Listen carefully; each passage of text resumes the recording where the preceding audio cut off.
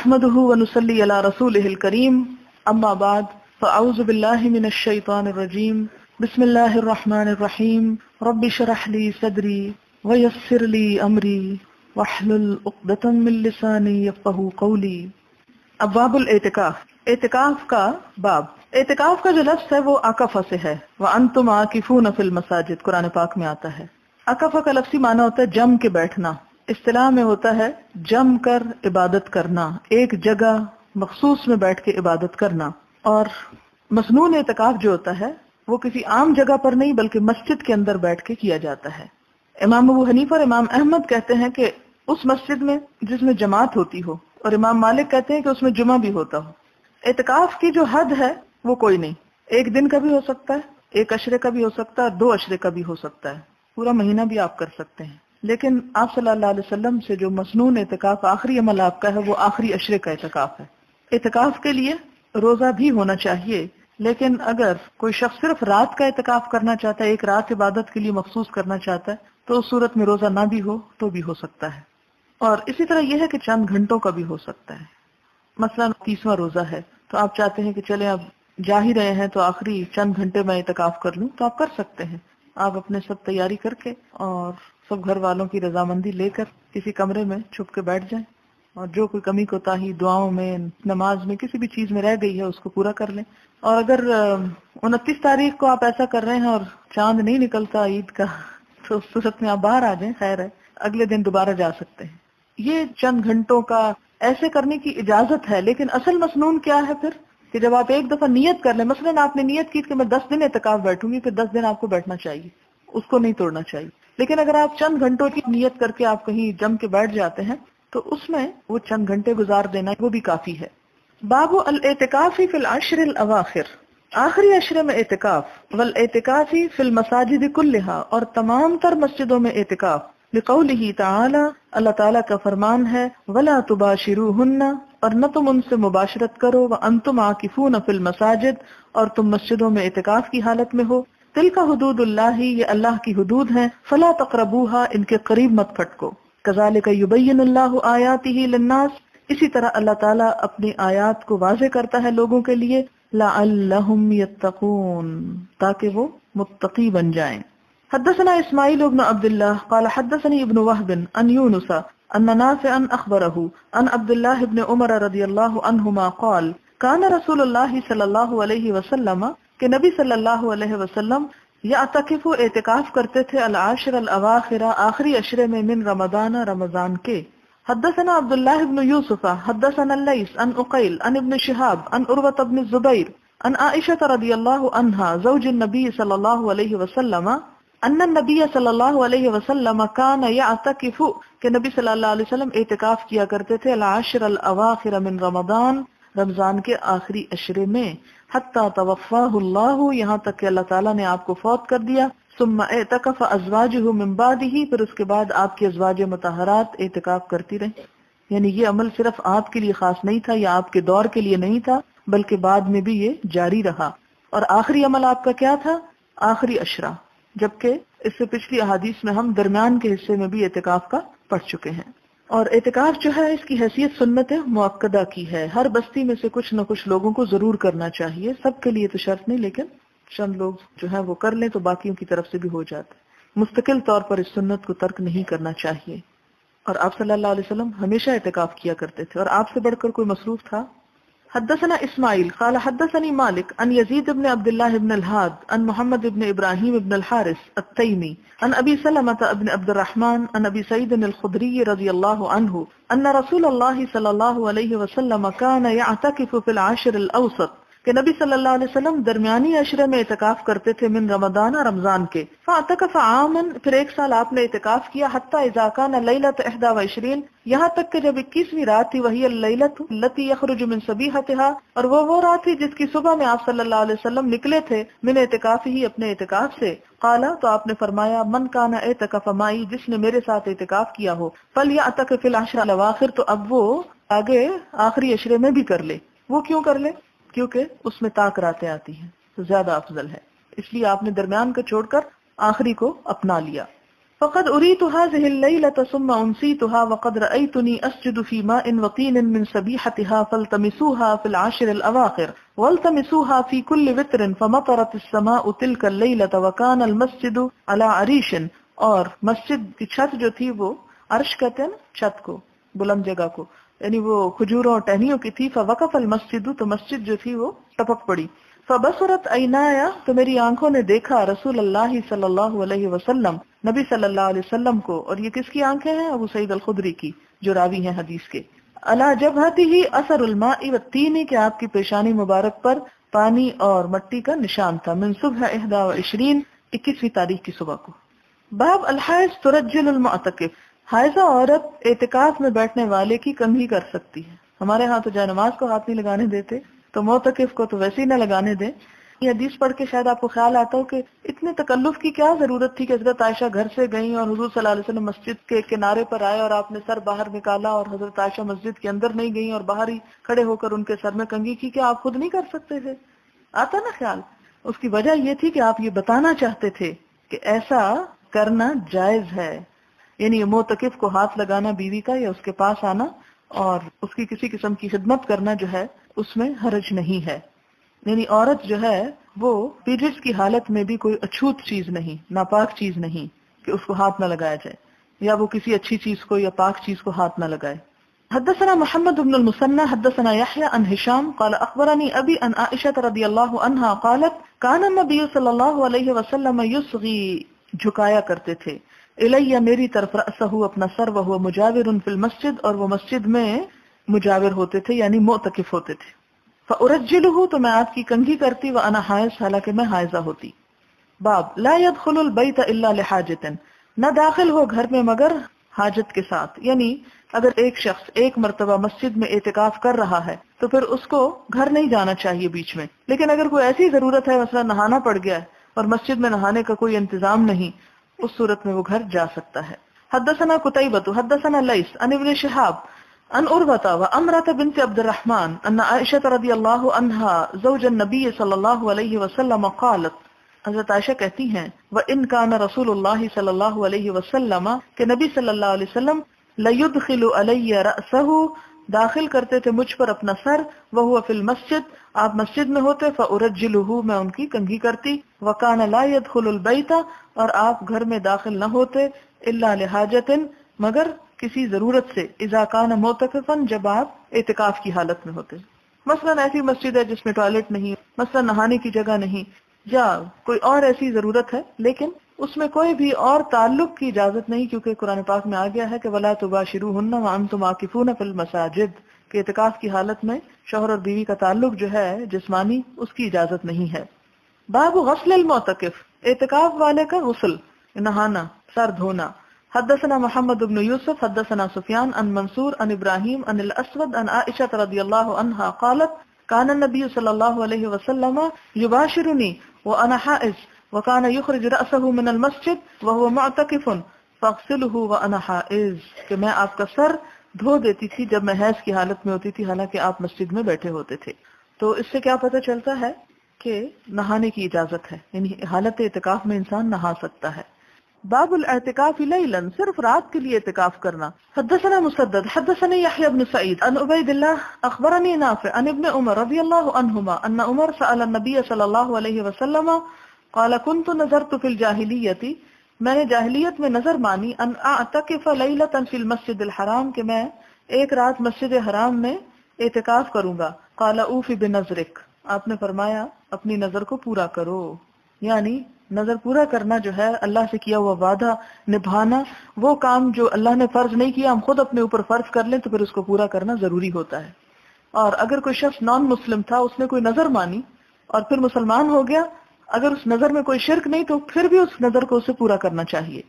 باب اعتکاف النساء، عورتوں کا اعتکاف. امام شافعی کہتے ہیں کہ مسجدوں میں جہاں جماعت ہوتی ہے عورت کے لیے اعتکاف کرنا مکروہ ہے، لیکن اگر اس کا خاوند بھی وہاں اعتکاف کر رہا ہے تو اس صورت میں کہتے ہیں کہ ٹھیک ہے. اور امام احمد کیا کہتے ہیں کہ اپنے گھر کی مسجد میں ہر طرح عورت کا اعتکاف کرنا درست ہے، یعنی اگر گھر کا کوئی کونا ایسا مسجد کے طور پہ مخصوص ہے تو اس میں ٹھیک ہے، خواہ اس میں مرد بھی نماز پڑھتے ہوں. لیکن اصل جو ہے اعتکاف کی قرآن کے تھرو سے وہ کیا ہے کہ عاکفون فی المساجد، اعتکاف مسجد کی عبادت ہے. جیسے حضرت مریم علیہ السلام کہاں عبادت کرتی تھی؟ ہیکل میں. اور اس کی تصدیق آگے بھی ہوگی، لیکن مشکل یہ کہ ہماری تو مسجدیں مردوں کے لیے سیف نہیں ہے، عورتوں کے لیے کیسے ہو گئی. مگر کئی جگہ ایسی ہوتی ہیں جیسے کسی فیملی کی، کسی ایسے علاقے کی اپنی مسجد ہوتی ہے تو اس صورت میں کوئی حرج نہیں. لیکن اگر انسان سمجھے کہ مسجد جو ہے وہ محفوظ نہیں ہے تو اس صورت میں ایسی نیکی نہیں کمانی چاہیے. لیکن اس کا یہ مطلب بھی نہیں کہ ہر مسجد پہ بین لگا دینا چاہیے کہ عورت آئی نہیں سکتی، نہیں، یہ سنت کے خلاف ہے. یہاں ہم دیکھتے ہیں ابھی حدثنا ابو النعمان حدثنا حماد بن زید حدثنا يحيى عن عمرة عن عائشة رضي الله عنها قالت كان النبي صلى الله عليه وسلم يعتكف في العشر الأواخر من رمضان، کہ نبی صلی اللہ علیہ وسلم رمضان کے آخری عشرے میں اعتکاف کرتے. فكنت أضرب له خباء، تو میں آپ کے لیے خیمہ لگا دیتی. تو یہ خیمہ کہاں لگتا تھا؟ گھر میں. تو عورت کیوں نکل رہی ہے گھر سے مرد کا کام کرنے کے لیے؟ بوقت ضرورت نکل سکتی ہے تو وہ جا کے وہاں خیمہ لگاتی تھی. حالانکہ آپ یہ کام کسی سے بھی کروا سکتے تھے، لیکن حضرت عائشہ شوق سے کرتی ہوں گی. وہ کنگھی کرتی تھی اپنے شوہر کی، تو باقی کام تو اور شوق سے کرتی ہوں گی. اور کنگھی کی جہاں تک بات ہے کہ ایک کنگھی انسان خود کرتا ہے اور ایک کسی سے کرواتا ہے، ان دونوں کے لطف میں بڑا فرق ہے. اور حضور صلی اللہ علیہ وسلم کے بال جو تھے وہ کندھوں تک آتے تھے، لمبے بال تھے. تو لمبے بال ہوں اور انسان اس صورت میں دوسروں سے اگر کنگھی کرواتے ہیں کوئی حرج نہیں، گناہ نہیں، عورت پہ کوئی جرم نہیں، یا عورت کو کوئی اس میں ہتک نہیں یا توہین نہیں. اور صرف یہ نہیں کہ بیوی ہی شوہر کی کنگھی کرے، شوہر بھی بیوی کی اگر کرے تو اس سے بھی کوئی جرم نہیں. فكنت اضرب له خباء، حضرت عائشہ کہتی ہیں کہ میں آپ کے لیے خیمہ لگاتی تھی. فیصلی الصبح، تو آپ صلی اللہ علیہ وسلم صبح کی نماز پڑھتے. ثم يدخله، پھر اس میں داخل ہوتے تھے. فاستأذنت حفصة عائشة، تو حضرت حفصہ نے حضرت عائشہ سے اجازت مانگی ان تضرب خباء، کہ وہ بھی یہ خیمہ لگا لے مسجد میں. حضرت حفصہ لگانا چاہتی تھی. فأذنت لها، تو انہوں نے ان کو اجازت دے دی. فضربت خباء، تو انہوں نے خیمہ لگا لیا. فلما رأته زینب بنت جحش، جب زینب بنت جحش نے دیکھا، ضربت خباء آخر، ایک اور خیمہ لگا لیا. فلما اصبح النبی صلی اللہ علیہ وسلم، آپ صلی اللہ علیہ وسلم نے جب صبح کی، رأى الاخبیۃ، خیمے دیکھے. فقال، فرمایا، ما ھذا، یہ کیا ہے؟ فاخبر، آپ کو بتایا گیا. فقال نبی صلی اللہ علیہ وسلم، آپ نے فرمایا، البر ترون بہن، کیا نیکی، بر کہتے ہیں نیکی، کیا نیکی کے لیے یہ کام کیا گیا؟ ترون، تم دکھائی گئی ہو، بہن، اس کو، ان خیموں کو. یعنی کیا واقعی ان خیموں کے لگانے کا مقصد اللہ کی رضا ہے، یا ایک دوسرے کی ضد میں اور ایک دوسرے کے مقابلے پہ لگا لیے گئے ہیں؟ فترک الاعتکاف ذلک الشہر، آپ نے اس مہینے میں اعتکاف ہی چھوڑ دیا.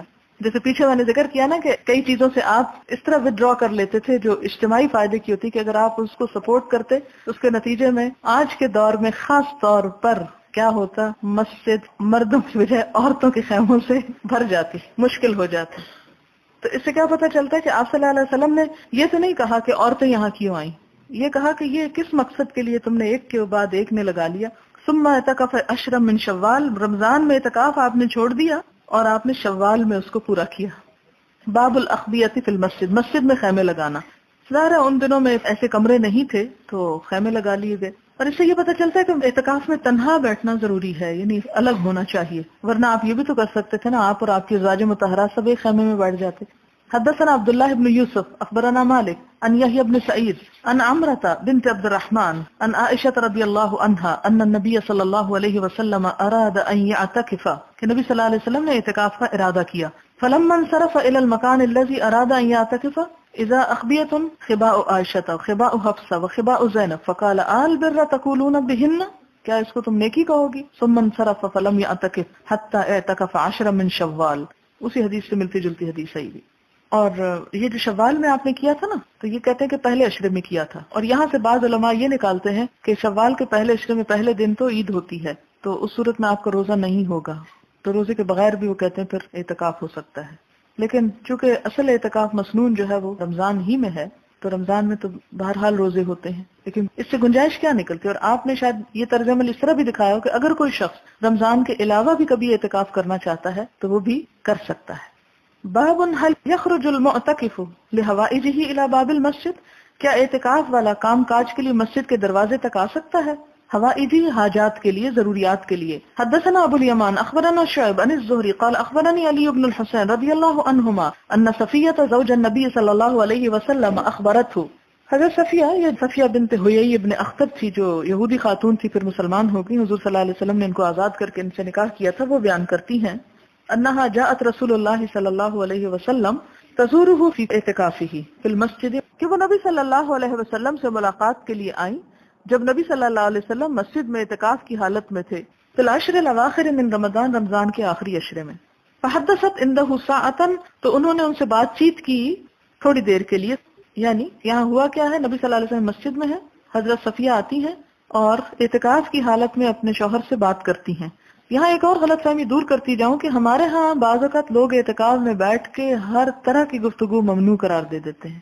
ٹھیک ہے کہ لا یعنی اور بے مقصد باتیں نہیں کرنی چاہیے، لیکن اگر کوئی شخص کسی خاص ضرورت کے لیے یا مثلا وزٹ کرنے کے لیے آیا، گھر میں کوئی مہمان ہیں، دور دراز سے آئے ہیں، کوئی رشتہ دار ہیں، تو اس صورت میں وہ اس کے پاس جا کے اندر بات کر سکتے ہیں، سلام دعا کر سکتے ہیں. لیکن یہ سلسلہ سارا دن جاری نہیں رہنا چاہیے، کبھی کبھار اس طرح ہو جائے تو کوئی حرج نہیں.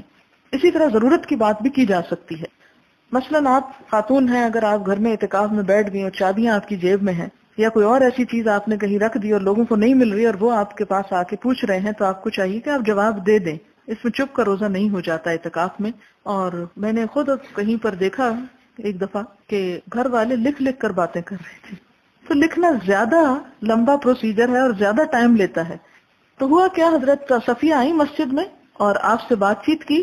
آپ نے ان سے تھوڑی دیر بات کی. ثم قامت تنقلب، پھر وہ واپس جانے کے لیے اٹھی، یوں لگتا ہے کہ بیٹھ کے بات کر رہی تھی. فقام النبی صلی اللہ علیہ وسلم معها، آپ بھی ان کے ساتھ اٹھ کھڑے ہوئے. یقلبها، یعنی ان کے پیچھے.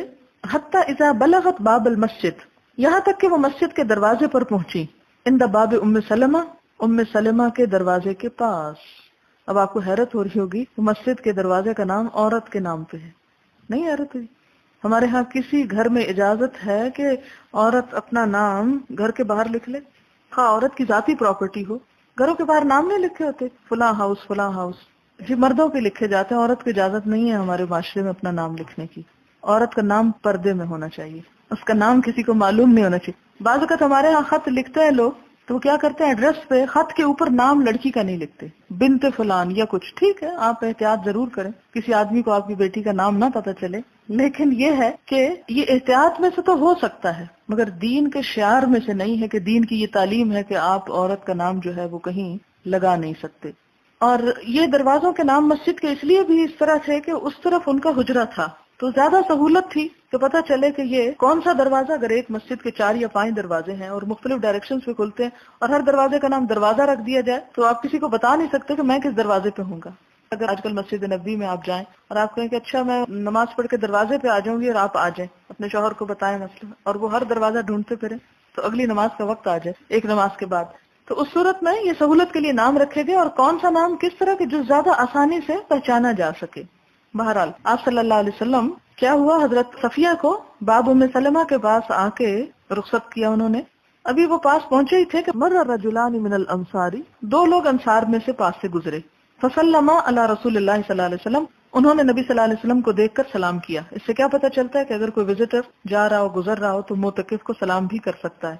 فقال لهم النبی صلی اللہ علیہ وسلم، تو آپ نے ان دونوں سے فرمایا علی رسلکما، کہ تم اپنی سہولت پہ جاؤ اور کوئی بدگمانی نہ کرنا. علی رسلکما ایک محاورہ ہے، یعنی صحیح سلامت عافیت کے ساتھ سہولت کے ساتھ چلتے جاؤ. انما ہی صفیہ بنت حیی، یعنی پریشان نہ ہونا، یہ صفیہ بنت حیی ہے. یہ نہیں کہا کہ یہ میری اہلیہ ہیں، کہا ہی صفیہ بنت حیی، نام لیا ان کا. نام کا پردہ نہیں ہوتا. فقالا، تو کہنے لگے سبحان اللہ یا رسول اللہ، سبحان اللہ یا رسول اللہ. وکبر علیہما، اور یہ بات ان دونوں پہ بڑی گراں گزری کہ آپ نے ہمیں کیوں کلیریفیکیشن دی کہ یہ میری بیوی ہیں، یہ بتا کے آپ نے کیوں کلیریفیکیشن دی. فقال النبی صلی اللہ علیہ وسلم، تو نبی صلی اللہ علیہ وسلم کو محسوس ہوا کہ یہ بات ان کو ذرا ناگوار ہوئی ہے. آپ نے فرمایا ان الشیطان یبلغ من الانسان مبلغ الدم، کہ بے شک شیطان پہنچتا ہے انسان کو خون کے پہنچنے کی طرح. یعنی پہنچنا کہاں، خون کا پورے جسم میں پہنچتا ہے نا خون. تو جس طرح پورے جسم میں بلڈ سرکولیٹ کرتا ہے، اسی طرح شیطان بھی سرکولیٹ کرتا ہے، یعنی ہر رگ رگ میں انسان کے لگا ہوا ہے ساتھ. اور خون پورے جسم میں پہنچنے میں کتنی دیر لگتی ہے؟ ہارٹ سے جب پمپ ہوتا ہے تو آخری رگ تک کتنی دیر میں پہنچ جاتا ہے؟ 1 منٹ میں یا اس سے کم میں فوراً پہنچ جاتا ہے. حالانکہ آپ دیکھیں کہ کتنا ٹریولنگ ہوتی ہے اس کی، ہارٹ سے لے کے پاؤں کے ناخنوں تک، سر کے بالوں تک جو پہنچتا ہے، تو یہ فوراً پہنچ جاتا ہے نا. تو اس سے کیا پتہ چلتا ہے کہ آپ صلی اللہ علیہ وسلم نے بتایا کہ شیطان جو ہے انسان پر اس تیزی سے حملہ آور ہوتا ہے اور اس تیزی سے اس کو بدگمان کر دیتا ہے. وَإِنِّي خَشِيتُ، اور مجھے ڈر ہوا، أَن يَقْذِفَ فِي قُلُوبِكُمَا شَيْئًا، کہ شیطان تم دونوں کے دل میں کوئی بات ڈال دے گا. کیا بات ڈال دے گا؟ کہ نبی صلی اللہ علیہ وسلم ویسے تو اعتکاف کر رہے ہیں لیکن دروازے پہ کھڑے ہو کے ایک عورت سے باتیں کر رہے ہیں. تو اس میں آپ دیکھیں کہ اس کو کہتے ہیں سد ذریعہ، یعنی جو چیز شک میں ڈالے اس کو چھوڑ دو، اور اگر کسی وجہ سے آپ بات کر رہے ہیں تو بہتر ہے کہ دوسرے کو بتا بھی دیں کہ آپ کس سے بات کر رہے ہیں اور کیوں کر رہے ہیں. ایک اور روایت میں آتا ہے کہ آپ مسجد کے دروازے تک نہیں بلکہ حضرت صفیہ کے دروازے تک گئے تھے، کیونکہ کہا جاتا ہے کہ ان کا گھر دور تھا تو ان کو گھر پہنچانے گئے تھے تو انہوں نے راستے میں دیکھ لیا. باب الاعتکاف و خروج نبی صلی اللہ علیہ وسلم صبیحۃ 20، باب اعتکاف اور نبی صلی اللہ علیہ وسلم کا 20 تاریخ کو اعتکاف سے نکلنا. حدثني عبد الله بن منير سمع هارون بن اسماعيل حدثنا علي بن المبارك قال حدثني يحيى بن ابي كثير قال سمعت ابا سلمة بن عبد الرحمن قال سألت ابا سعيد الخدري قلت هل سمعت رسول الله صلى الله عليه وسلم يذكر ليلة القدر قال نعم اعتكفنا مع رسول الله صلى الله عليه وسلم العشر الاوسط من رمضان قال فخرجنا صبيحة 20 قال فخطبنا رسول الله صلى الله عليه وسلم صبيحة 20 فقال إني أريد ليلة القدر وإني نسيتها فالتمسوها في العشر الأواخر في وتر فإني رأيت أني أسجد في ماء وطين ومن كان اعتكف مع رسول الله صلى الله عليه وسلم فليرجع. فرجع الناس إلى المسجد وما نرى في السماء قزعة قال فجاءت سحابة فمطرت وأقيمت الصلاة فسجد رسول الله صلى الله عليه وسلم في التين والماء حتى رأيت التين في أرنبته، ارنبہ ناک کو کہتے ہیں، وجبهته، اور آپ کی پیشانی پر مٹی کے نشان تھے. باب اعتکاف المستحاضہ، مستحاضہ عورت کا اعتکاف کرنا. حیض میں تو نہیں کر سکتے لیکن استحاضہ میں کر سکتے ہیں. دلیل حدثنا قتیبہ حدثنا یزید بن الزرع عن خالد عن اکرمہ عن عائشہ رضی اللہ عنہا قالت اعتكفت مع رسول الله صلى الله عليه وسلم امرأة مستحاضة من أزواجه فكانت ترى الحمرة والصفرة فربما وضعنا الطس تحتها وهي تصلي. پیچھے گزر چکا ہے. یعنی ایک عورت جو تھی اس نے نبی صلی اللہ علیہ وسلم کے ساتھ اعتکاف کیا. کون تھی یہ عورت؟ ام سلمہ، کیونکہ آپ کی سوکن تھی اس لیے شاید انہوں نے نام نہیں لیا. باب زیارت المرأة، عورت کا وزٹ کرنا زوجہا اپنے شوہر کو فی اعتکاف ہی جبکہ شوہر اعتکاف میں ہو. حدثنا سعید بن عفیر قال حدثني الليث قال حدثني عبد الرحمن بن خالد عن ابن شهاب عن علي بن الحسين ان صفية زوج النبي صلى الله عليه وسلم اخبرته وحدثني عبد الله بن محمد حدثنا هشام اخبرنا معمر عن الزهري عن علي بن الحسين كان النبي صلى الله عليه وسلم في المسجد وعنده ازواجه فرحنا. اور یہاں اس حدیث میں وضاحت آتی ہے کہ سب ازواج مطہرات مسجد میں آئی تھی تو وہ سب چلی گئیں. فقال لصفیہ بنت حیی لا تعجلی، آپ نے صفیہ سے کہا جلدی نہ کرنا، حتی انصرف معکی، کہ میں تمہارے ساتھ جاؤں گا. وکان بیتها فی دار اسامہ، اور ان کا گھر جو تھا وہ دار اسامہ میں تھا یعنی دور تھا. فخرج النبی صلی اللہ علیہ وسلم معها، تو نبی صلی اللہ علیہ وسلم ان کے ساتھ نکلے. فلقیہ رجلان، تو دو لوگ آپ کو رستے میں ملے، من انصار، انصار کے. فنظرا الی النبی صلی اللہ علیہ وسلم، ان دونوں نے نبی صلی اللہ علیہ وسلم کی طرف دیکھا، یعنی جیسے رستہ چلتے ہوئے دو لوگ آپس میں ایک دوسرے کی طرف نظر ڈالتے ہیں. ثم اجازا، پھر وہ آگے چلے گئے، تجاوز کر گئے یعنی نکل گئے. وقال لهم النبی صلی اللہ علیہ وسلم تعالیا، آپ نے ان دونوں کو بلایا، کہا ادھر آؤ. انہا صفیہ بنت حیی، یہ صفیہ بنت حیی ہیں. فقال سبحان اللہ یا رسول اللہ. قال ان الشیطان یجری من الانسان مجرى الدم وانی خشیت ان یلقی فی انفسکما شیئا، مجھے ڈر ہوا کہ تم دونوں کے دل میں کوئی خیال ڈال دے گا شیطان. باب هل يدرأ المعتکف عن نفسه، کیا اعتکاف میں بیٹھنے والا اپنے اوپر سے بدگمانی دور کر سکتا ہے؟ سورۃ البقرہ میں یہ لفظ آپ پڑھ چکے ہیں. فدارأتم آتا ہے سورۃ البقرہ میں. حدثنا اسماعیل بن عبد الله قال اخبرني اخي عن سليمان عن محمد بن ابي عتيق عن الزهري عن علي بن حسين رضي الله عنهما ان صفية اخبرته وحدثنا علي بن عبد الله حدثنا سفيان قال سمعت الزهري يخبر عن علي بن الحسين ان صفية رضي الله عنها اتت النبي صلى الله عليه وسلم وهو معتكف فلما رجعت مشى معها فابصر رجل من الانصار، تو انصار میں سے ایک شخص نے دیکھا. یہاں سے یہ پتہ چلتا ہے کہ ایک شخص نے دیکھا تھا. فلما ابصره دعاه فقال تعالى هي صفية وربما قال سفيان هذه صفية فإن الشيطان يجري من ابن آدم مجرى الدم. قلت لسفیان اتته لیلا قال وهل هو الا لیلا. اس حدیث میں اتنا اضافہ ہے کہ حضرت صفیہ رات کے وقت آئی تھی، اور انہوں نے جب پوچھا کہ رات کو، تو انہوں نے کہا تو اور پھر کیا، رات نہیں تو اور کیا، یعنی کہنے کا ایک انداز ہے.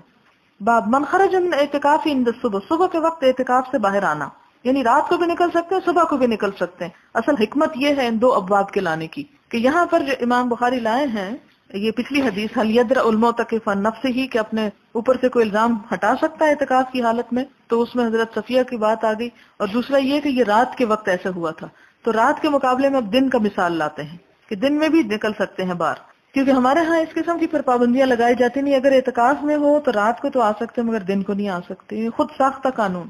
حدثنا عبد الرحمن بن بشر حدثنا سفیان عن ابن جریج عن سلیمان الاحول خالد بن ابی نجیح عن ابی سلمہ عن ابی سعید قال سفیان وحدثنا محمد بن عمرو عن ابی سلمہ عن ابی سعید قال واظن ان ابن لبید حدثنا عن ابی سلمہ عن ابی سعید رضی اللہ عنہ قال اعتکفنا مع رسول اللہ صلی اللہ علیہ وسلم العشر الاوسط فلما كان صبيحة 20 نقلنا متاعنا فاتانا رسول اللہ صلی اللہ علیہ وسلم. اس میں تھوڑا سا فرق ہے کہ 10 دن پورے کر کے بیچ کے ہم اپنا سامان اٹھا کے چلے گئے. فقال، تو آپ نے فرمایا من كان اعتكف فليرجع الى معتكفه فاني رايت هذه الليله ورايتني اسجد في ماء وطين. فلما رجع الى معتكفه قال وهاجت السماء. حاجت السماء ہجان بھی اسی سے ہے، یعنی آسمان سے پانی برسنے لگا. فمطرنا، ہم پہ بارش برسی. فوالذی بعثه بالحق، پس قسم اس ذات کی جس نے آپ کو حق کے ساتھ بھیجا. لقد حاجت السماء من آخر ذلك اليوم وكان المسجد عريشا فلقد رأيت على أنفه وأرنبته أثر الماء والطين. باب الاعتكاف في شوال. حدثنا محمد بن فضيل بن غزوان عن يحيى بن سعيد عن أمرة بنت عبد الرحمن عن عائشة رضي الله عنها قالت كان رسول الله صلى الله عليه وسلم يعتكف في كل رمضان فإذا صلى الغداة دخل مكانه الذي اعتكف فيه. قال فاستأذنته عائشة أن تعتكف فأذن لها فضربت فيه قبة. یہاں خبا کی جگہ قبہ کا لفظ آیا، قبہ بھی ڈیرا لگانا. فسمعت بها حفصة فضربت قبة وسمعت زينب بها فضربت قبة أخرى. فلما انصرف رسول الله صلى الله عليه وسلم من الغداة أبصر 4 قباب. جب صبح نکلے تو آپ نے 4 خیمے دیکھے. فقال ما هذا فأخبر خبرهن فقال ما حملهن على هذا البر انزعوها فلا اراها فنزعت فلم يعتكف في رمضان حتى اعتكف في آخر العشر من شوال. یہاں پر شوال کے آخری عشر میں اعتکاف کا ذکر مل رہا ہے. اچھا جناب، یہاں ایک بات آپ ذہن میں رکھیں، بہت اہم لیسن ہے جو ہم سب کے سیکھنے کا ہے. ہم سب نیکی کرنے کی نیت سے گھر سے نکلتے ہیں، کوئی بھی نیک کام کرنے کے لیے ہم ارادہ کرتے ہیں، لیکن یہ یاد رکھیں اگر آپ کے ارادے میں یہ شامل ہو گیا کہ آپ نے یہ کام فلاں کے مقابلے پہ کرنا ہے، فلاں کو ہرانا ہے، فلاں کو نیچا دکھانا ہے، فلاں کو بھگانا ہے، تو وہ نیکی نہیں ہے. ازواج مطہرات ہیں، بہت نیک کام کی نیت کی، اعتکاف کی، لیکن نیت کیا بن گئی؟ یعنی نیکی میں رشک جائز ہے نا، لیکن یہاں جس قسم کا آپ نے فیل کیا کہ یہ رشک نہیں ہے، تو ایک طرح سے ضد بازی ہو رہی ہے کہ ایک نے کیا تو دوسری کہتی ہے میں بھی کرتی ہوں، تیسری سے میں بھی کرتی ہوں. حالانکہ حضرت عائشہ نے سب سے پہلے اجازت مانگی تھی، لیکن اس کے بعد حضرت حفصہ اور حضرت زینب جو ہے انہوں نے جب کیا تو آپ نے اس چیز کو ناپسند کیا اور اپنا اعتکاف چھوڑ دیا، جبکہ آپ کو پتا تھا کہ رمضان میں اعتکاف جو ہے زیادہ افضل ہے بنسبت غیر رمضان کے. میں آپ سب اپنی اسٹوڈنٹ سے یہ کہنا چاہوں گی، جب آپ تبلیغ کرنے کو نکلیں، کسی جماعت، کسی گروپ، کسی انسان، کسی شخص کے مقابلے میں نہ نکلیں کہ وہ کر رہا ہے تو میں بھی کر لوں، اور اگر وہ نہیں کر رہا تو آپ بھی سوئے رہیں. نہیں، کوئی جو کچھ کر رہا ہے کرنے دیں اس کو. آپ کو کیا کرنا ہے؟ جو آپ کے پاس ہے وہ آپ دوسروں کو دیں، صرف اللہ کی رضا کے لیے. یہ نہیں سوچنا کہ چونکہ وہ کر رہے ہیں لہٰذا اس کے لوگوں کو کھینچ کے میں نے اپنی طرف لانا ہے، اور اپنے لوگوں کو کہنا کہ اگر فلاں جگہ جاتے ہو تو یہاں نہ ہو. یہ بات نہیں، یہ دین کی روح سے متصادم ہے. آپ صلی اللہ علیہ وسلم نے آخری زمانے کی جو پیشن گوئیاں کی تھی کہ ایک زمانہ ایسا آئے گا کہ لوگ اس بات پہ فخر کرنے لگیں گے کہ میرے شاگرد زیادہ ہیں دوسروں سے. یہ قابل فخر بات نہیں ہے. ہو سکتا ہے آپ سے کوئی صرف ایک انسان لے، صرف ایک، اور وہ 1 ہزاروں پہ بھاری ہو. آپ کو تو نیکی چاہیے نا، کوانٹٹی کیا معنی رکھتی ہے؟ کچھ بھی نہیں. اور اگر ایک بھیڑ ہے بہت بڑی اور سیکھنے والا ایک بھی نہیں اس میں، خیر ایک میں بھی نہیں، تو کیا بنے گا؟ آپ کیا معاملہ میں تو کچھ بھی نہیں پڑے گا. آپ کو تو کیا دیکھا جائے گا؟ جو آپ کی کوشش ہوگی. ہمیشہ اپنے اخلاص اور اپنی کوشش پہ نظر رکھیں. یہ نہ دیکھیں کہ کتنے لوگ آ گئے ہیں اور کتنے نہیں آئے. اگر ایک بھی آ جاتا ہے تو آپ کو تو کام ہی کرنا ہے نا. بعض اوقات ہم صرف اس لیے کام نہیں شروع کرتے کہ چونکہ زیادہ لوگ نہیں آئے اس لیے درس کینسل کر دیتے. نہیں، کینسل نہیں کرنا. اگر ایک بھی آیا ہے آپ اس کو بھی اسی طرح سنائیں گے جیسے 100 کو سنائیں گے. کیوں؟ اس لیے کہ آپ تو اللہ کے لیے سنانے کو آئے نا. ہو سکتا ہے ایک آپ سے لے اور وہ ایک کبھی زندگی میں اس قابل ہو کہ ہزاروں کو سنا دے. آپ کو تو ثواب مل گیا نا ایک کا بھی.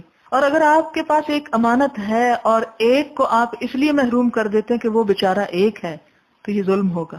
نہیں، آپ ایک کو بھی دے دیں. آپ کو کیا پتا خیر کس میں ہے.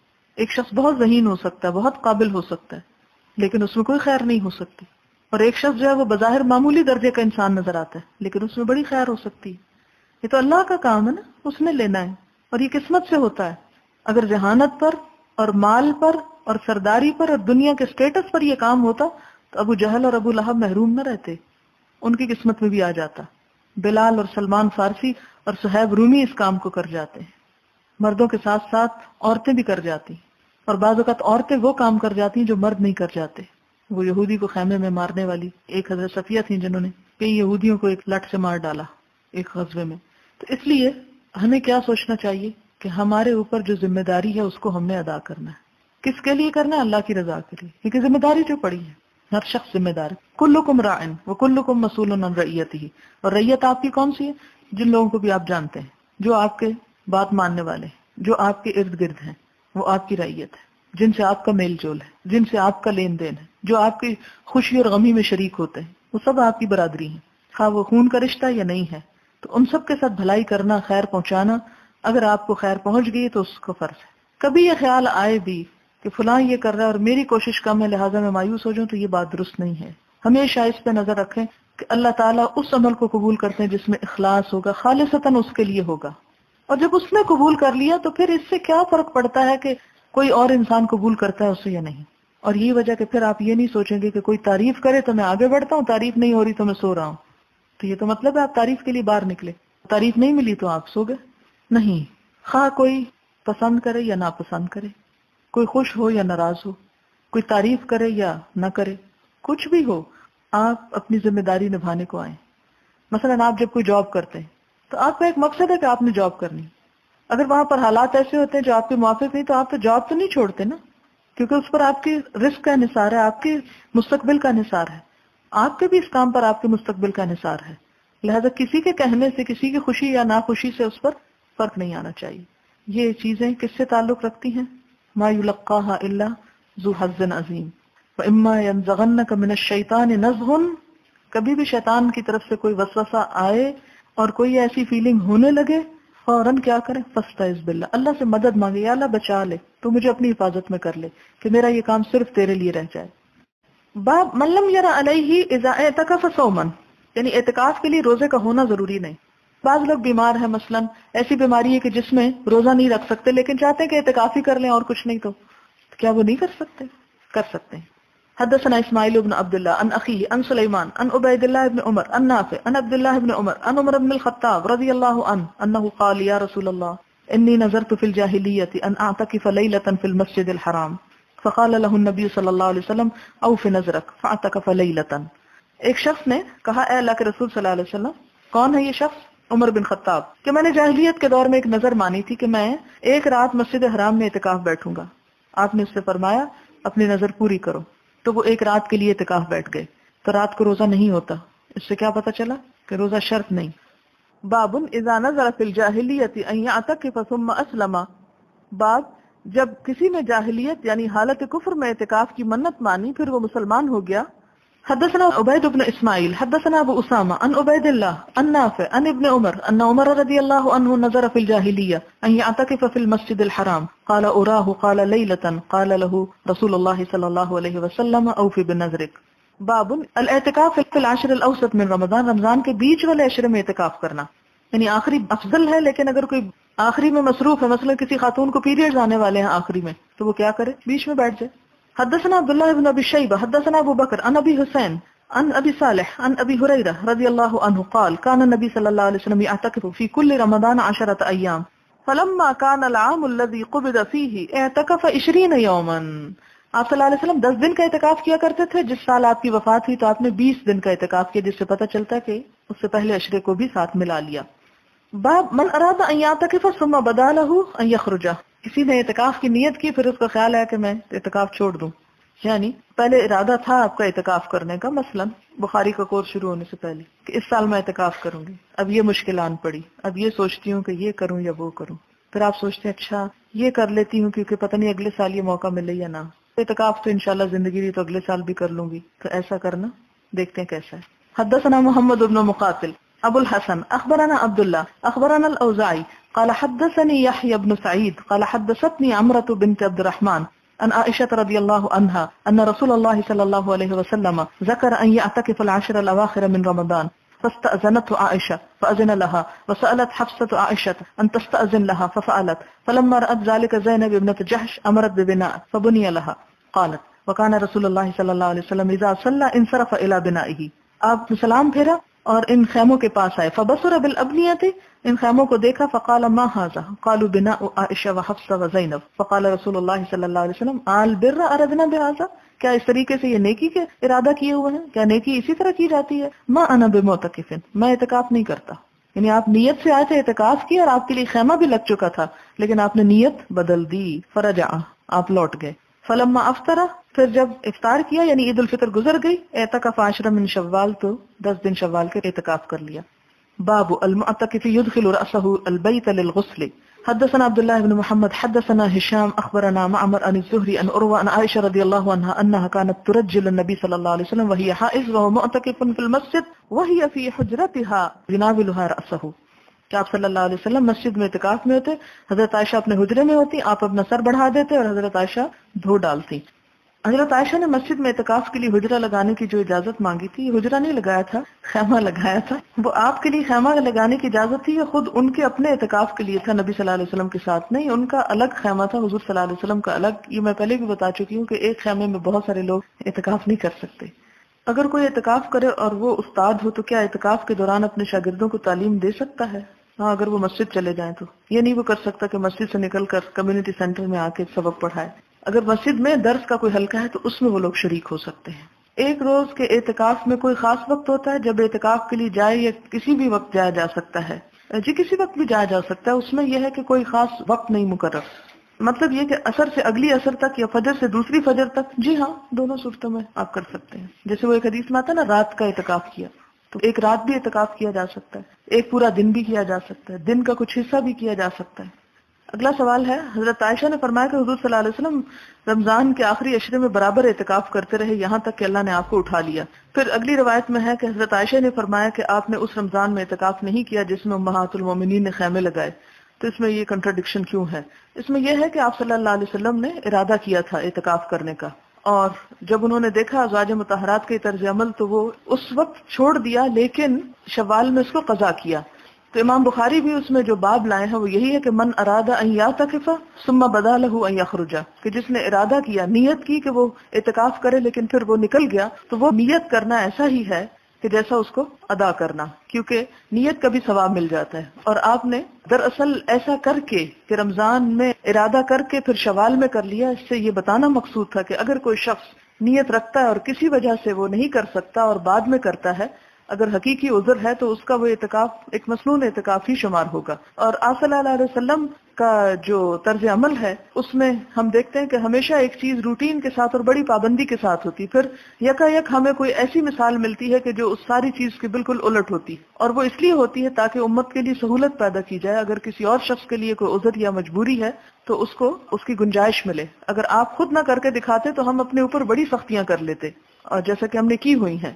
اور اسی لیے آپ دیکھتے ہیں کہ آپ صلی اللہ علیہ وسلم کی جو قرآن پاک میں تعریف بیان کی گئی وہ یہ کہ وَيَدَعُ عَنْهُمْ إِسْرَهُمْ وَالْأَغْلَالَ الَّتِي كَانُوا عَلَيْهَا، کہ حضور صلی اللہ علیہ وسلم لوگوں سے بوجھ اٹھا رہے ہیں اور وہ بیڑیاں جو لوگوں نے اپنے اوپر باندھ رہی تھی ان کو کاٹتے ہیں یا ہٹاتے ہیں. تو حقیقت یہ ہے کہ حدیث کو پڑھنے کے بعد آپ کو خود دین میں ایک وسعت اور ایک سہولت کا تاثر ملا ہوگا کہ ٹھیک ہے، ڈسپلن اپنی جگہ، قاعدہ قانون اپنی جگہ، فرض کی پابندی اپنی جگہ، لیکن انسان ہے، انسان ایک کمزور چیز ہے. اگر اس کمزوری کی وجہ سے اس سے کوئی کمی بیشی ہو جائے تو ایسی صورت میں اسے پریشان نہیں ہونا چاہیے. وہ معذوری اور مجبوری میں اگر دوسرا طریقہ بھی اختیار کر لیتا ہے تو کوئی حرج نہیں، لیکن جان بوجھ کے اگر کوئی اس معذوری کو اصل بنا بیٹھے، مثلاً اگر قصر نماز جو ہے وہ سفر میں ہی اجازت ہے تو کوئی گھر میں پڑھنا شروع کر دے کہ میں مجبور ہوں، تو اس کو یہ نہیں اجازت دی. اسے کہا کہ اگر بیمار ہو تو بیٹھ جاؤ لیکن قصر نہیں ادا کر سکتے. تو اس سے جو رخصتیں ہیں ان کو بھی سمجھنے کی ضرورت ہے کہ رخصت کہاں پر ہے، اور رخصتیں دین کی وسعت کو بیان کرتی ہیں. کیا رمضان اور شوال کے مہینے کے علاوہ بھی اعتکاف پر بیٹھ سکتے ہیں؟ بیٹھ سکتے ہیں. اور اعتکاف کا اصل میں لفظی معنی ہے کہ جم کے ایک جگہ پر یکسوئی کے ساتھ، کنسنٹریشن کے ساتھ عبادت کرنا. رسول اللہ صلی اللہ علیہ وسلم نے شوال میں اعتکاف کیا، جو اعتکاف رسول صلی اللہ علیہ وسلم نے رمضان میں کرنا تھا. میرا سوال یہ ہے کہ کیا اعتکاف کی نیت کر کے توڑنے کے بعد اعتکاف کرنا ضروری ہے، کیونکہ آپ صلی اللہ علیہ وسلم نے شوال میں کیا؟ جی ہاں، جب نیت ایک طرح سے انسان کر لیتا ہے، مثلا آپ نفل نماز کی نیت کرتے ہیں، ویسے تو نفل کی قضا نہیں ہے، لیکن اگر آپ درمیان میں توڑ دیتے ہیں، آپ کو مثلا وضو نہیں رہتا یا کسی اور وجہ سے آپ توڑ دیتے ہیں، تو پھر آپ کیا کریں گے؟ اس کو آپ پورا کر لیں. اسی طرح یہ ہے کہ اگر آپ نے کوئی نظر مانی ہے کسی نفل پڑھنے کی اور اس میں کوئی ایسی بات ہوگی تو بھی آپ اس کو پورا کریں. اسی طرح اگر آپ نے اعتکاف کی مثال کے طور پہ نظر مانی ہوئی ہے کہ میں اللہ کی رضامندی کے لیے اعتکاف کروں گی، اگر آپ سے وہ نہیں رہتا تو پھر آپ اس کو دوبارہ کر لیں. میری امی اعتکاف بیٹھنا چاہتی ہیں، کیا وہ اپنے بیڈ روم میں جہاں وہ اکیلی ہی ہوتی ہیں اسی میں اعتکاف بیٹھ سکتی ہیں؟ وہ چارپائی کھڑی کر دیتی ہیں، بیڈ نیچے بچھا لیتی ہیں. نیچے بچھانے کی شرط نہیں ہے. کیا یہ ٹھیک ہے؟ کیونکہ میں نے سنا اپنے ہی روم میں تو لائی پہ نہیں بیٹھنا چاہیے. اصل بات یہ ہے کہ مسنون اعتکاف تو مسجد میں ہوتا ہے، جیسے ازواج مطہرات نے خیمے لگائے تو مسجد ہی میں گئی. قرآن پاک میں بھی آتا ہے وَأَنْتُمْ عَاكِفُونَ فِي الْمَسَاجِدِ، اور تم اعتکاف کر رہے ہو مسجدوں میں. اس میں مرد اور عورت کی تخصیص نہیں کی گئی. سنت سے یہی چیز ثابت ہے. لیکن اس زمانے کی ظاہر ہے کہ مسجدیں محفوظ تھیں، آج ایسی چیز نہیں ہے. تو جو عورت تمنا کرے اور اس کے آس پاس کوئی مسجد بھی نہ ہو، کوئی راستہ نہ پاتی ہو، تو وہ اپنے ہی بیڈ روم میں کر سکتی ہے.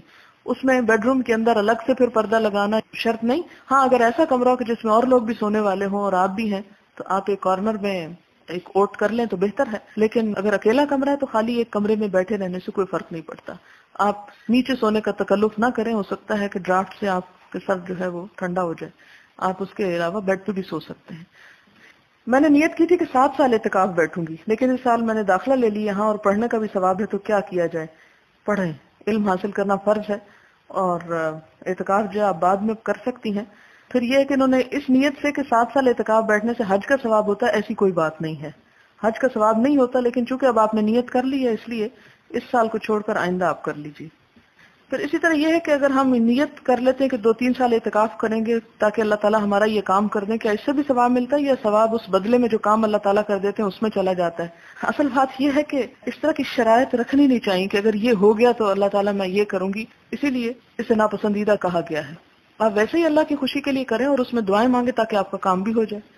عورت اکیلی اعتکاف کرے گی، لیکن ایک مرتبہ حضرت ام سلمہ نے حضور صلی اللہ علیہ وسلم کے ساتھ اعتکاف کیا. ساتھ کا مطلب یہ نہیں کہ انہی کے خیمے میں کیا، الگ خیمہ تھا. ساتھ کا مطلب ہے ایک مرتبہ، یعنی جب آپ کر رہے تھے تو انہوں نے بھی کیا.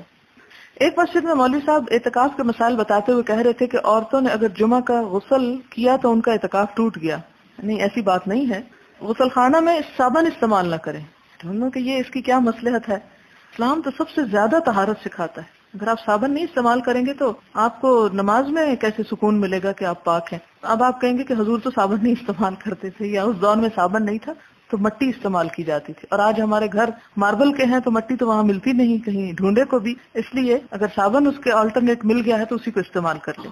مسجد میں اعتکاف والا شخص برتن یا کپڑے دھونے کے لیے ہرگز نہ جائے ورنہ اعتکاف ٹوٹ جائے گا، تو ادھر ہی دھو لے. اب یہ ہے کہ مثلاً کوئی غریب شخص ہے، اس کے پاس ایک ہی جوڑا اور شدید گرمی کا موسم ہے، اور وہی پہنے 10 دن کیسے گزار سکتا ہے؟ تو اگر آپ اس کو منع کر دیں کہ وہ نہا نہیں سکتا یا کپڑے نہیں دھو سکتا تو یہ درست نہیں. آپ صلی اللہ علیہ وسلم نے بھی سر دھویا تھا، اور حضرت عائشہ نے بلکہ آپ کا دھویا تھا، اور آپ کے ازواج مطہرات اعتکاف کے دوران مسجد میں بھی آئی تھی، وہ بھی پیچھے آپ پڑھ چکے ہیں.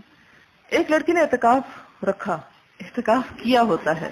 اعتکاف کرنا یا اعتکاف کی نیت کرنا یا اعتکاف بیٹھنا بھی کہہ سکتے ہیں آپ، لیکن رکھنا نہیں.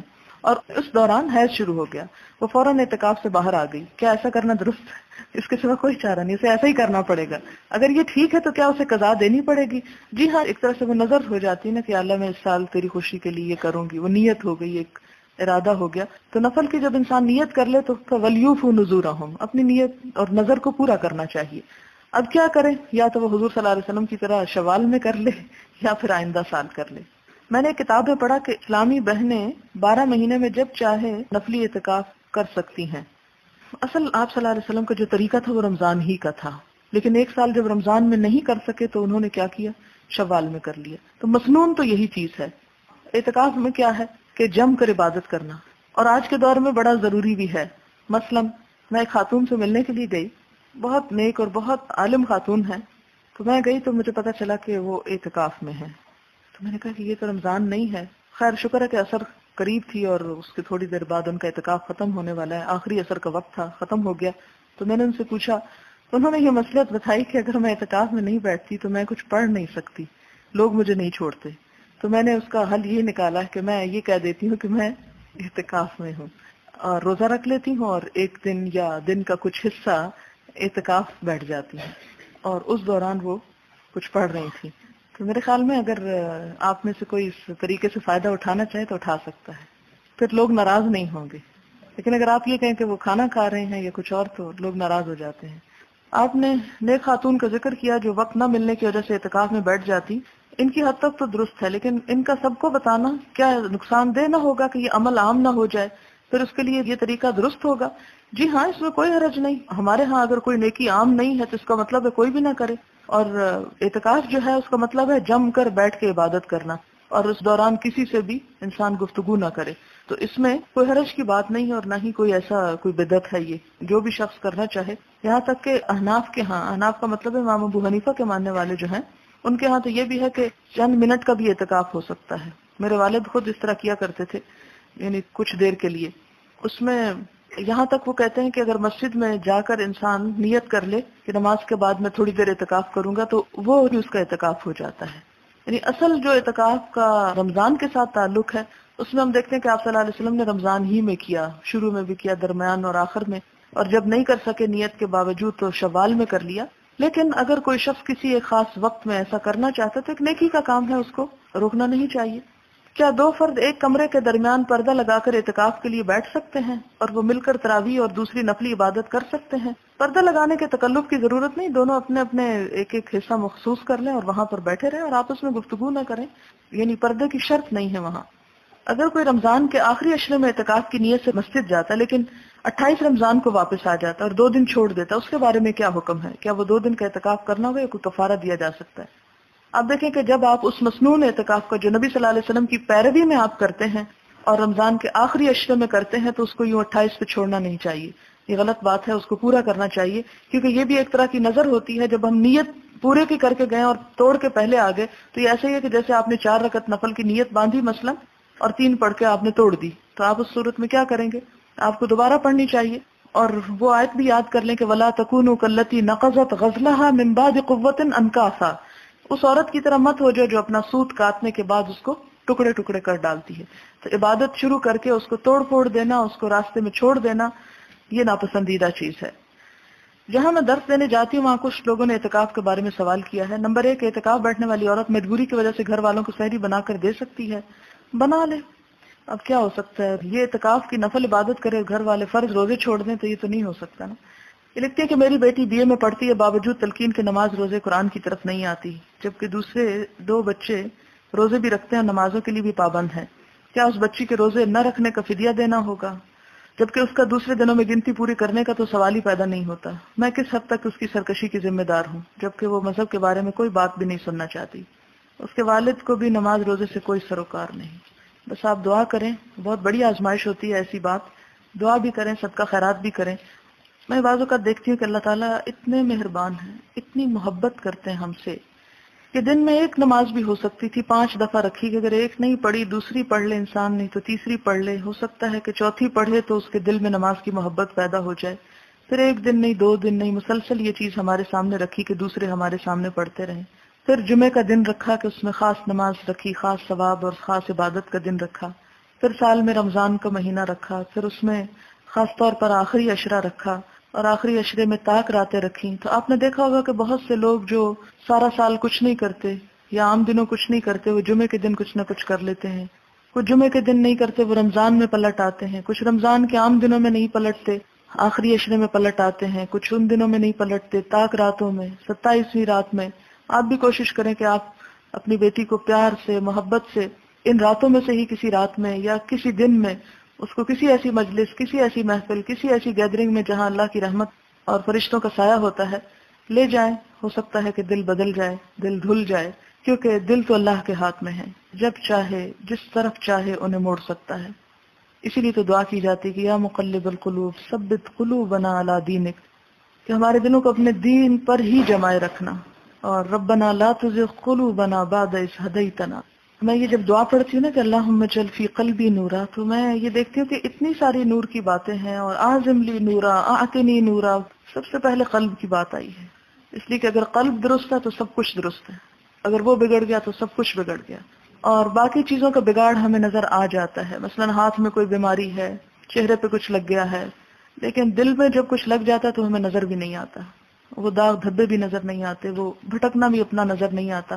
تو اس لیے معلوم نہیں کس وقت اللہ تعالیٰ دل پھیر دیں، تو دعا بھی جاری رکھیں، کیونکہ ماں کی دعا اللہ تعالیٰ ضرور سنتا ہے۔ کثرت سے دعا بھی کریں اپنے بچوں کے لیے، اور اس کے ساتھ یہ ہے کہ کنفرنٹ کرنا چھوڑ دیں، ڈانٹ ڈپٹ چھوڑ دیں، بحث کرنا چھوڑ دیں، حجت بازی ان سے چھوڑ دیں، عقل سے دلیلیں دینا چھوڑ دیں، کیونکہ جب دل ٹیڑھے ہوتے ہیں تو عقل کی دلیلیں کچھ بھی نہیں کرتی، کچھ کام نہیں آتی۔ اس موقع پر صرف آپ دعا اور ایسی مجلسوں یا ایسی محفلوں میں کسی نہ کسی طرح لانے کی کوشش کریں، کیونکہ وہ کہتے ہیں نا کہ ایسی مجلس میں اگر کوئی بغیر نیت کے بھی آ جاتا ہے تو وہ بھی اللہ کی رحمت سے محروم نہیں رہتا۔ تو انشاءاللہ اللہ تعالیٰ ضرور حالت بدلیں گی۔ اگر آخری روزے عصر کی نماز سے شام کی نماز تک اعتکاف بیٹھیں تو کیا پھر چاند نظر آنے پر اٹھ جائیں، جیسے اعتکاف میں چاند نظر آنے کے بعد اٹھتے ہیں؟ نہیں، اگر آپ اپنی مرضی سے بیٹھیں تو اپنی مرضی سے اٹھ جائیں، اس میں چاند کی مرضی کی ضرورت نہیں ہے۔ کئی برس پہلے میں نے رمضان کے شروع میں سوچا کہ اگر اللہ نے توفیق دی تو جتنے دن اس نے چاہے میں اعتکاف کروں گی۔ اس سال بیمار ہو گئی، پھر سوچا اگلے برس بیماری اور بڑھ گئی، ہر سال گزرتا گیا، اب بھی بیمار ہوں، کیا قضا دینی ہوگی؟ نہیں، آپ نے چونکہ شروع نہیں کیا اس لیے قضا نہیں دینی ہوگی۔ اللہ تعالیٰ سے دعا کرتی رہے۔ بچوں کو باتوں باتوں میں اللہ کی طرف راغب کرنے اور محبت کرنے کے متعلق آپ نے جو مثال دی وہ اچھی لگی۔ واقعی اگر مائیں ایسا کرنے لگیں تو کم از کم آنے والی ہماری نسل ہماری طرح سنی سنائی باتوں کو دین سمجھنے کی بجائے حقیقی اسلام کو آسانی سے سمجھنے لگے۔ اپنے بچے کی ایک بات بتانا چاہوں گی، اگر آپ کو اچھی لگے۔ میں نے اپنے بیٹے کو بتایا کہ اللہ تعالیٰ اور محمد صلی اللہ علیہ وسلم کو بچوں سے بہت پیار ہے۔ اللہ تعالیٰ چاہتا ہے کہ تمام بچے پیارے پیارے کام کریں اور جنت میں جائیں، اور جنت اتنا بڑا اور خوبصورت پارک ہے کہ ڈزنی لینڈ اس کے مقابلے میں کچھ بھی نہیں۔ اسی طرح یہ کہ جب ہم چاہیں کہ ہمارا کوئی کام ہو جائے تو نفل پڑھ کر دعا کرنی چاہیے، اللہ تعالیٰ قبول کرتے ہیں اور ہمیں انعام بھی دیتے ہیں۔ بچہ لان میں کھیل رہا تھا، اس کو پانی میں ڈوبا ہوا ایک چیونٹا ملا، بظاہر بالکل مرا ہوا تھا۔ بچے کی محبت تھی، اس نے چیونٹے کو دھوپ میں رکھا اور نوافل شروع کر دیے۔ جب 6 نفل پڑھ چکا تو دیکھا کہ چیونٹا حرکت کر رہا ہے، تھوڑی دیر میں چلتا ہوا غائب ہو گیا۔ اس خوشی نے اس کو 5 وقت کا نمازی بنا دیا ہے۔ اب کہتا ہے کہ روزے بھی سارے رکھوں گا، اور میں چاہتی ہوں کہ تمام روزے نہ رکھے، اور اسے داؤدی روزے بتا رہی ہوں کیونکہ اس کی عمر ابھی 9 سال ہے۔ اللہ ان معصوموں کو ہمارے لیے صدقہ جاریہ بنا دے۔ جی ہاں، یہ انہوں نے بہت اچھی بات لکھی ہے کہ بجائے اس کے کہ ہم بچوں کو ہر وقت یہی کریں کہ اللہ تعالیٰ ماریں گے اور عذاب دیں گے اور جہنم میں پھینکیں گے، یہ بات بہت اچھی ہے کہ انہیں یہ بتایا جائے کہ اللہ تعالیٰ بہت محبت کرتے ہیں، اور حضور صلی اللہ علیہ وسلم کی تو بچوں سے پیار اور محبت کی بے شمار مثالیں ہمارے سامنے ہیں۔ اچھا جناب، پھر کچھ اور سوالوں کے ذرا جلدی سے جواب ہو جائیں۔ کیا یہ صحیح ہے کہ تراویح پڑھے بغیر روزہ نہیں ہوتا؟ یہ صحیح نہیں ہے۔ تراویح قیام اللیل ایک الگ عبادت ہے، روزہ الگ عبادت ہے۔ روزہ فرض عبادت ہے جبکہ تراویح ایک نفل عبادت ہے۔ کیا روزے کی حالت میں لپسٹک لگائی جا سکتی ہے؟ جی ہاں۔ روزے کے دوران بچے کو فیڈ کروایا جا سکتا ہے؟ جی ہاں، بالکل کروایا جا سکتا ہے۔ روزہ بچے کو فیڈ کرنے سے نہیں روکتا، اور فیڈ کرانے سے روزہ ٹوٹتا نہیں ہے، مراد یہ ہے۔ میری ایک عزیز کی ناک بند اور سر درد کی تکلیف رہتی، اس لیے اسٹیم لینی پڑتی۔ سادہ پانی کی اسٹیم یا دوائی ڈال کر پانی میں اسٹیم لینے سے روزہ ٹوٹ جاتا؟ میرا خیال ہے وہ حلق سے نیچے اسٹمک تک تو نہیں جاتا، لنگز میں جاتا ہے، کوئی حرج نہیں۔ سوال ہے، آپ نے بتایا کہ روزہ اس وقت ٹوٹتا ہے جب منہ سے کوئی چیز اندر معدے تک لے جائی جائے، لیکن قے کرنے سے کہا جاتا ہے کہ روزہ ٹوٹ جاتا ہے، حالانکہ قے تو اندر سے ہی آتی ہے، پھر اس طرح کیوں روزہ ٹوٹ جاتا ہے؟ پلیز واضح کر دیں۔ آپ دیکھیں کہ جو قے خود بخود آ جائے اس سے روزہ نہیں ٹوٹتا، یعنی ایک شخص بیمار ہے، اس کو سکنس ہوئی اور ایک دم قے آ گئی، اس سے روزہ نہیں ٹوٹتا۔ روزہ ٹوٹتا ہے اس قے سے جو جان بوجھ کر قے کی جائے، یعنی قے نکالی جائے اپنے جسم سے، ٹھیک ہے؟ یہ فرق آپ کو معلوم ہونا چاہیے۔ ہر مہینے کے 3 روزے 13، 14، 15، کیا یہ روزے رمضان کے قضا روزوں میں لگا سکتے ہیں؟ نہیں، اس میں یہ ہے کہ یا تو آپ قضا کی نیت کریں اور ان دنوں میں رکھ لیں، تو آپ عام دنوں کی نسبت بہتر ہے کہ ان دنوں میں رکھ لیں۔ دوسری صورت یہ ہے کہ اگر آپ قضا رکھ رہے ہیں تو آپ کسی بھی وقت قضا رکھ سکتے ہیں، ٹھیک ہے؟ آپ نے بتایا کہ شعبان میں روزے رکھنا افضل ہے، کیا ان روزوں کی کوئی مخصوص تعداد یا تاریخ ہے یا پورے مہینے ہی میں روزے رکھے جا سکتے ہیں؟ اس میں کوئی تعداد نہیں ہے اور کوئی مخصوص دن نہیں ہے. اول حصے میں رکھنا بہتر ہے، آخری 15 میں رکھنے سے پہلے سوچنا چاہیے. اگر کسی کو یہ احتمال ہو کہ میں ان 15 دنوں میں روزے رکھ کے رمضان میں رکھنے کے قابل نہیں رہوں گا اپنی صحت کی خرابی کی وجہ سے یا کمزوری کی وجہ سے، تو اس صورت میں نفل کرتے کرتے فرض کو نہیں چھوڑنا چاہیے. اب چھوڑ دیں اور پھر رمضان کے بعد بھی شوال کا مہینہ بڑا بابرکت ہے، اس میں آپ زیادہ رکھ لیں اگر آپ میں ہمت ہو تو. لیکن اس میں تو ہمارا حال یہ ہو جاتا کہ جو قضا ہوتے ہیں وہ بھی نہیں رکھتے، کہاں یہ کہ ان نوافل کا اہتمام کریں. کیا رمضان شریف سے 15 دن پہلے چھوٹے ہوئے روزے رکھے جا سکتے ہیں؟ اگلے رمضان سے پہلے پچھلے رمضان کے چھوٹے ہوئے روزے رکھ دینا ضروری ہے، اور اگر نہ رکھ سکے تو پھر کفارہ بھی دینا ہوگا اور قضا بھی رکھنی ہوگی، دونوں چیزیں ہوگی. یعنی اگر ایک رمضان سے دوسرے رمضان کے درمیان آپ نے نہیں رکھے، پھر رمضان آ گیا، رمضان رکھ لیے اور پھر رمضان کے بعد پچھلے سال کے بھی رکھ رہے ہیں، تو ان روزوں کا کفارہ بھی ساتھ دینا پڑے گا، یعنی فدیہ، وہ جو ایک مسکین کا کھانا ہوتا ہے، صدقہ بھی دینا پڑے گا. 15 شعبان کے بعد قضا روزے رکھے جا سکتے ہیں، لیکن اس بات کا یقین کر لینا چاہیے کہ کہیں ایسا نہ ہو کہ ان روزوں سے کوئی ایسی کمزوری یا بیماری آپ کو، کیونکہ ہر ایک کا وجود مختلف ہوتا ہے، ایسی بیماری لاحق ہو جائے یا ایسی کمزوری ہو کہ آپ فرض روزے چھوڑ دیں، تو پھر نہ رکھیں، پھر آپ رمضان کے بعد ہی رکھیں. لیکن اتنی تاخیر جو ہے وہ کوئی بہت اچھی بات نہیں ہے.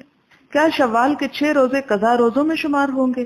نہیں، قضا روزوں کے لیے نیت کا ہونا ضروری ہے. اگر آپ نے شوال میں روزے رکھے اور اس نیت سے رکھے کہ آپ رمضان کی قضا رکھ رہی ہیں، تو پھر آپ کے وہ قضا ہوں گے، شوال کے نہیں ہوں گے.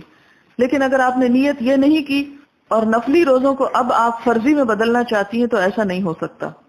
شوال کے 6 روزے رکھنے کے لیے کیا یہ شرط درست ہے کہ 2 شوال کو روزہ رکھنا ضروری ہے؟